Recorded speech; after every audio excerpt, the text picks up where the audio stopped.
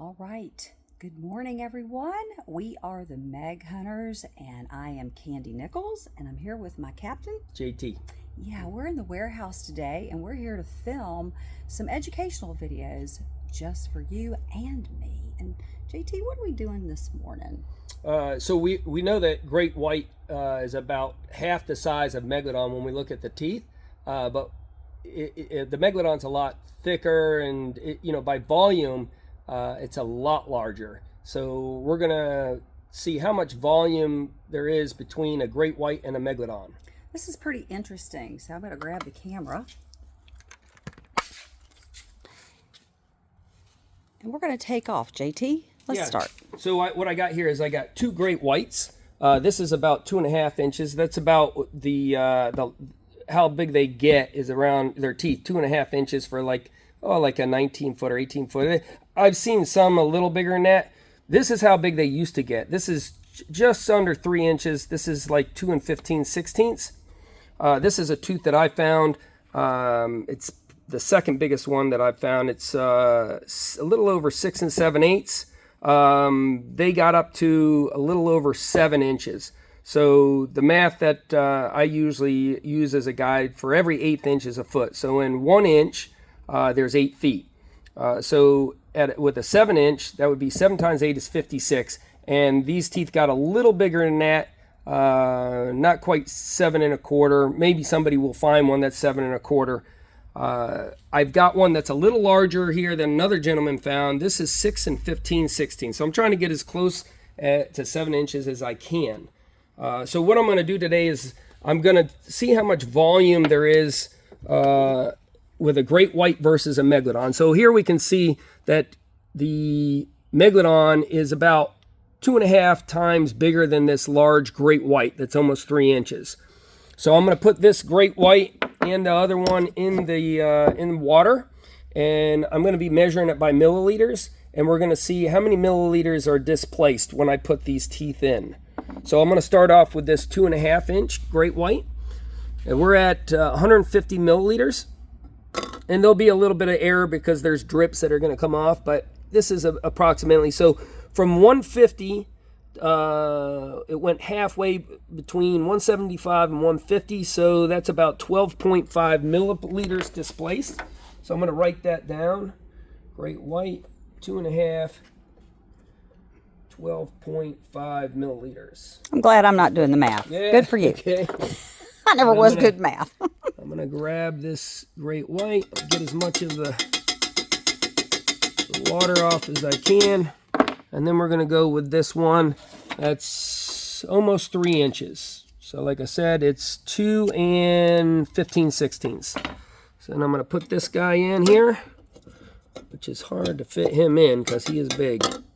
All right. And we went from 150 to 175. So that displaced 25 milliliters. So 25 milliliters. And they did get up over 3 inches at the, when there was no humans hunting or no other environmental problems. So I got here Great White, 3 inch, approximately. All right, and now I have a Megalodon tooth that's already submersed in water. I needed more water. This measuring cup wasn't big enough to put the tooth in or to measure out enough water that I need. So I've got it in 2,000 milliliters. I'm going to take this black piece of tape, and I'm going to put it right at the water line.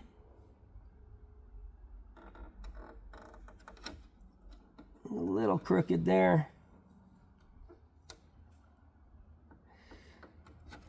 All right. Then I'm going to take the tooth out. I'm going to try to get as much water back into the vat as I can. And then I'm going to fill up this, I'm going to fill it back up to the black line.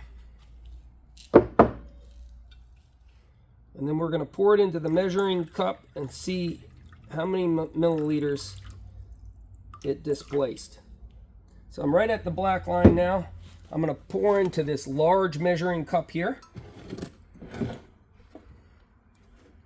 And we need it on this side. There we go. Try not to spill it.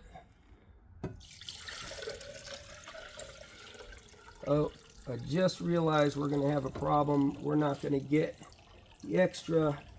So I'm going to have to pour. Can you pour the rest of it? Yeah, I'm going to pour the 2,000 in the other bottle? I mean, in the other cup? Yep. That's what we'll do.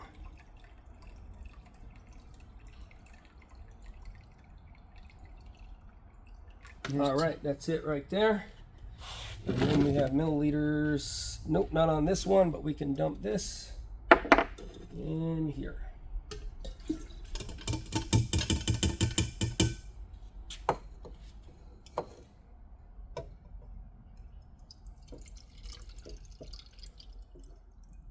And that's how much the Megalodon displaced. Let's see what that is in milliliters. 225 milliliters. Wow. So I'm going to write that down. 225 milliliters. And if we take our calculator and we go 225 milliliters divided by 12.5. So it's 18 times the volume of our 2.5 inch Megalodon.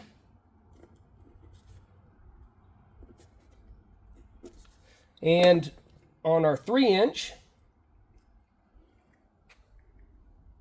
it's 9 times. Yeah.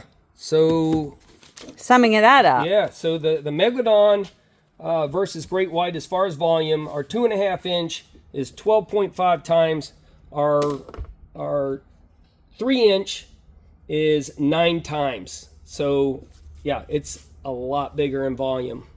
Wow. So we're hunting the big boys. Yes. Talk about these teeth back here to remind everybody how old they are. Oh, so these Megalodon, they're Yes. around, well, they're late Miocene, early Pliocene, and I would say somewhere around 12 to 2.6. Million. And that's, 2.6 million. That's when Megalodon ended, and that was the beginning of the Pliocene.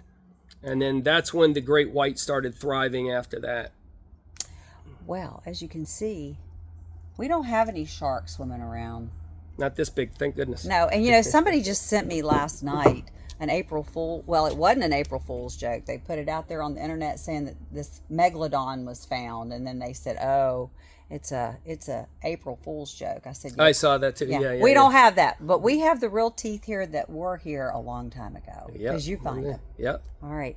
Okay, so stay tuned. What else are you going to bring us in the next video, you think? Oh, we'll talk about the evolution of How about those Otodus to Megalodon. Yeah. We have an Otodus jaw. That's where the Otodonte, sorry, it's hard to say. Otodonte family started with the Otodus obliquus. We have a jaw of that, and then we have where it ended at, that species ended at Megalodon. Okay. Yeah. You guys stay tuned. Hope you enjoyed that. We'll see you soon.